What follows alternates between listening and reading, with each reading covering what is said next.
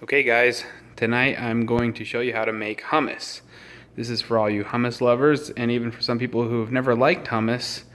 This hummus has been very much enjoyed by my family and friends, and some of whom have never liked hummus, but they really like this hummus. I'm not sure what the difference is, but we really like this. So the first thing you want to do is get some garbanzo beans or chickpeas. They're basically the same thing as far as I know. And for one batch, I like to have about just a heaping cup, and that's how much I'll use for one batch. Most of the time, I'll actually make two batches, but I'll start with this. This is enough for a batch, which is how much you're going to put into the food processor. So I'll take this. You're just going to fill it with water or cover it with water, and you actually put a little bit more water in it than you think you need, and then you set it aside and let it sit for at least 6 hours. I normally will just let it sit overnight. Then I cook the peas or the garbanzo beans in this pressure cooker. We use it a lot, and actually just got broke the other day. We're going to have to get a new one. A lot of people are using those instant pots. It's an electric style of pressure cooker, which we'll probably upgrade to now that this one's broken. Anyway, so when they're cooked, they're going to look like this. They're going to be very soft. You can cook them in just a standard pot, but it takes a really long time. The way I cook it in this is I'll put the lid on and bring it to a boil without the weight. And then once I have some steam coming out of this little hole, I'll drop the weight on it and cook it for 20 to 30 minutes. Then I just shut it off and let it sit until it's done.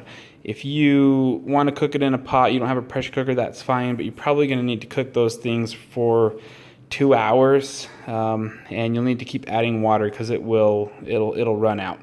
And then just keep testing them. You're going to want them to be really soft. These are just super soft. I mean, you can just squish them.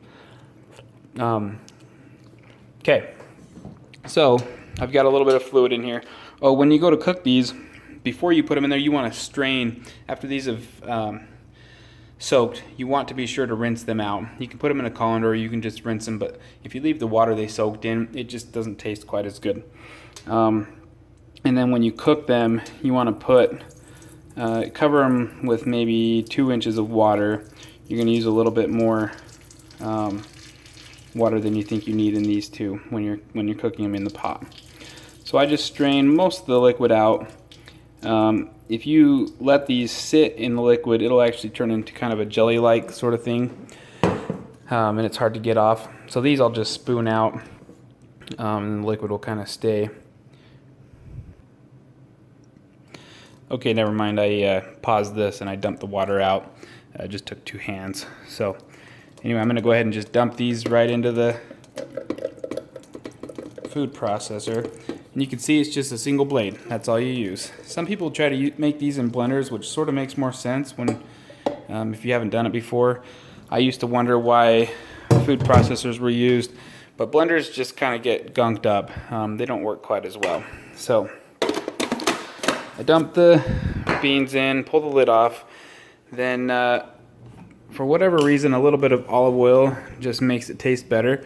And I don't put a lot in. I'll probably put maybe like a tablespoon and a half. You know, I don't really measure it, but you don't need much. And then this particular batch is a Mexican type flavor, and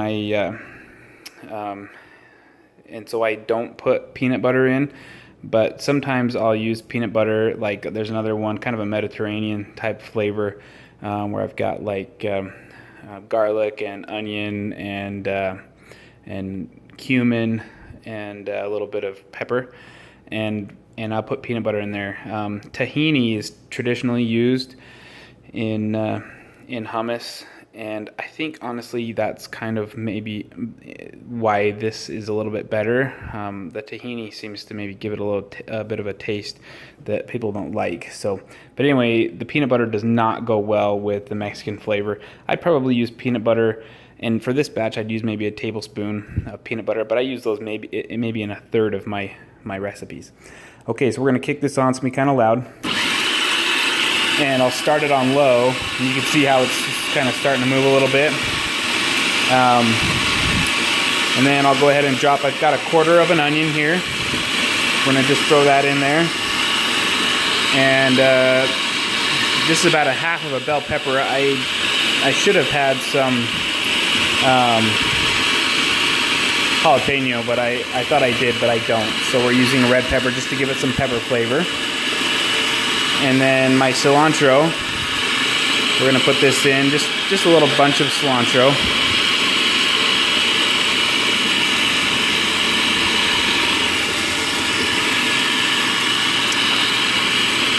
And you kind of need to judge it. You kind of need to judge by how it's running, if it needs liquid. And you can see how these vegetables are not going in very well. That's telling me that it needs just a little bit of liquid. So I'm just going to get some water. And we'll just add a little bit at a time until it starts moving well. You do want to be careful with this, not to make it too runny, because when you're dipping chips or pita chips or whatever in it, it's just kind of runny. It still tastes good, but I try not to make mine too awfully runny.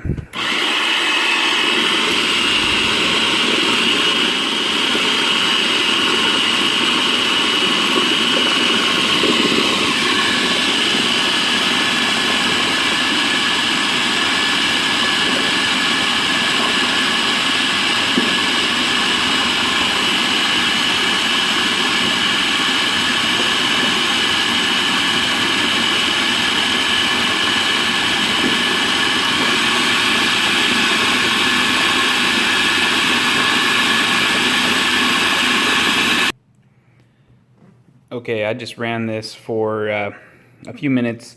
The pepper and the onion, I needed to actually kind of cut up into smaller pieces. I just took the knife and cut it while I was in there to help it kind of go through. But I ran it probably for 3 minutes. You can see it's cut up pretty well. You can cut it up or run it longer and process it more, but it's kind of pretty to have the pieces a little bit bigger. So now I will add some lime juice. And this really is to taste. You've got to kind of just do what you like. But I like quite a bit of lime, so I'm going to put a couple, maybe that's 2 or 3 tablespoons of lime. I'm the kind of guy that just cooks to taste. So I'll put a little bit of garlic powder in here. And again, this is just kind of, I'll put, what I figure is enough. Maybe one of these days I'll make a video with exact ratios, but everybody's different. One thing on this though is you want to make sure you don't put too much salt in here, because you're generally eating it with salty chips, and if your hummus is too salty, it's not very enjoyable. So I'm going to add this red pepper just to add a little bit of spice. And it's not coming out very well. Well, I won't bore you with that. I'll add some of that a little bit later. But really, you can add whatever you want to this stuff. This is just one of my favorite recipes. People eat it around here like crazy. So that's why I'm making it for this video. I will make a few other videos with some other recipes and show them to you. One of our other favorites is sour cream and onion. And instead of putting water, I'll put some milk in there. Anyway, so I'm going to go ahead and pause this and mix this up. Okay, so this is all whipped up. It's done. You can see how quick and easy it is. If I wasn't making this video, it would have even been faster. But now I'll just pull it off, dump it in the bowl, and eat it. This is really cheap. Probably cost me, maybe 80 cents total with the vegetables and the chickpeas or garbanzo beans. Those are probably like 30 cents of it. And this is a pretty big batch. It'll fill this bowl, and it's quite a bit of food. But it's really a lot better than what you can get at the store. I definitely encourage you to try making your own hummus. I did it just as a crazy experiment, and it really worked out well, and we love it. So thanks for watching. Stay tuned. I will make some more with different recipes later. Thanks.